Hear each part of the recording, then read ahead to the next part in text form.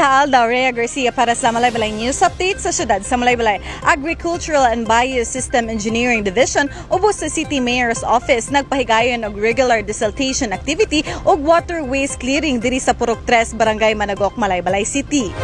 Isugdan kaniadtong Mayo 14 adlaw Martes ning tuiga sa opisina sa City Mayor's Office Agricultural Biosystem and Engineering Department ang regular nga desiltation activity ug water waste clearing sa Balungkot, Managok River, Purok 3 Barangay Managok, Malaybalay City.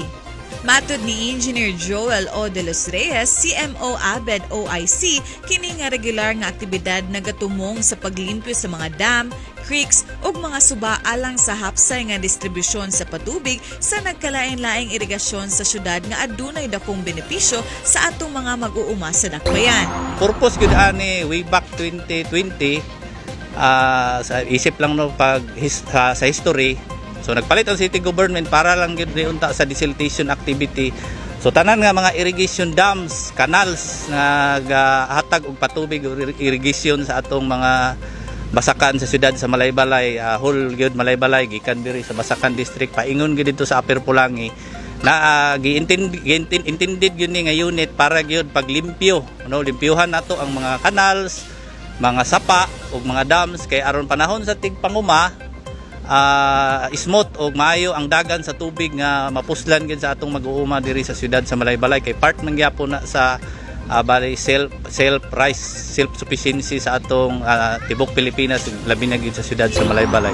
Dugang pa ni Engineer De Los Reyes nga kani nga aktibidad usab pagpangandam sa umaabot nga panahon sa La Nina nga adunay posibilidad sa pagbaha sa mga kabarangayan nga duol sa mga suba. Kani karon pagpangandam ni kay kung istorya pa sa pag-asa na human aning El Nino na moabot nga La Nina. So at sa atong nasabtan kanang La Nina is dako nga buylo sa tubig lugar o saban sig na posibilidad nga may tabo nga paspas ang basig pirmi na din ang ulan. So mao man ginahinungdan sa baha pohon. So karon nangandam ta atong habwaan ning sapa in preparation na pud pohon nga kung naanay dako nga bulog sa tubig kaya niya i-contain, kaya ipalabay aning sapa kay limpyo naman dayon ikaduha pod smooth ang dagan sa ato ang patubig pohon pod. Hugot nga gisuportahan kani sa lokal nga pangagamhanan sa syudad sa Malaybalay sa pagpangulo ni Mayor Warren Pabiliaran pinaagi sa pagpalit og mga bag-ong heavy equipment sama sa dump truck o backhoe. Isip among mandatong pagmaintenar ani so mapasalamaton sa gimig dako nga ang atong halangdong mayor kanunay gyud nagsuporta naghatag og dakong suporta ani nga permente gani og regular na ni nga himuon nga makatabang kita sa atong mag-umat at the same time sa atong katawhan sa Malaybalay. Og makato ang update karong adlaw sa dugang pang mga balita, mamahimo nga i-follow ug i-like ang official Facebook page ug i-subscribe ang YouTube channel nga Mayor Warren Pabiliaran.